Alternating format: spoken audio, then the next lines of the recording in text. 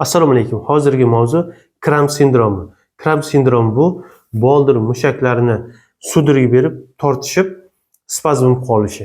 Bunda shu spazm bo'lib qolish natijasida boldir mushaklarida kuchli og'riq namoyon bo'ladi. Bu qachon yuzaga keladi?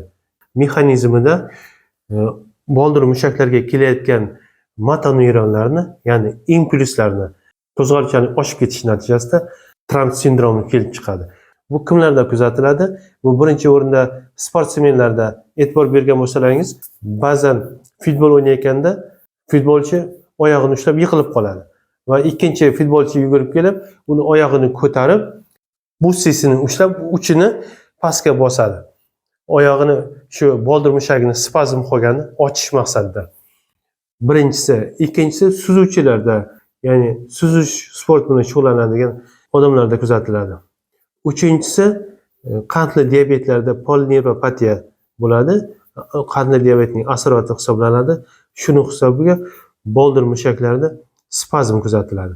Va to'rtinchisi, organizmda minerallarning yetishmovchiligi, mikroelementlarning yetishmovchiligi natijasida birinchi o'rinda magniy, kalsiy, kaliy, vitamin D yetishmovchiligi natijasida boldir mushagida sudragi yoki faskulatsiya kuzatiladi. Ya'ni faskulatsiya degani 10 ta mushakning tolasi desak, bir qismi qisqarib, ikkinchisi qisqarmay turadi va keyingisida ikkinchi qismi qisqarib, birinchi qismi ochiladi. Shunda mushaklarning uchishi faskulatsiya deyiladi. Ba'zan kechqurun ham kuzatiladi bu holat. To'rtinchisi, uzoq vaqtlik stress yoki trevojniy sostoyaniyalarda, trevojniy holatlarda qo'zg'aluvchanlik oshib ketish natijasida impulslarning boldirga uzatilishi ko'proq bo'lib, shunda boldir mushaklari spazmi kuzatiladi. Tekshirishiga keladigan bo'lsak, bunda elektromiografiya, ya'ni mushaklarga qanchalik darajada impulslarning kelishini aniqlashimiz mumkin.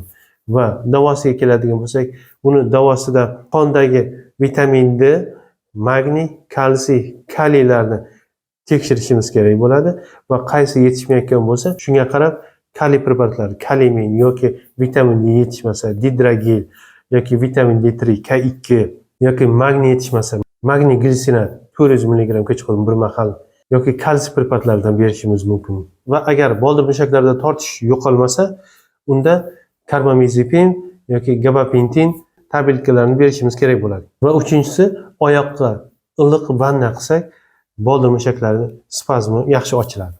Qisqacha kramp sindromi haqida mana shularni sizlarga yetkazmoqchi edim. Savollaringiz bo'lsa, kommentariyada qoldirishingiz mumkin. Sog' bo'lingizlar.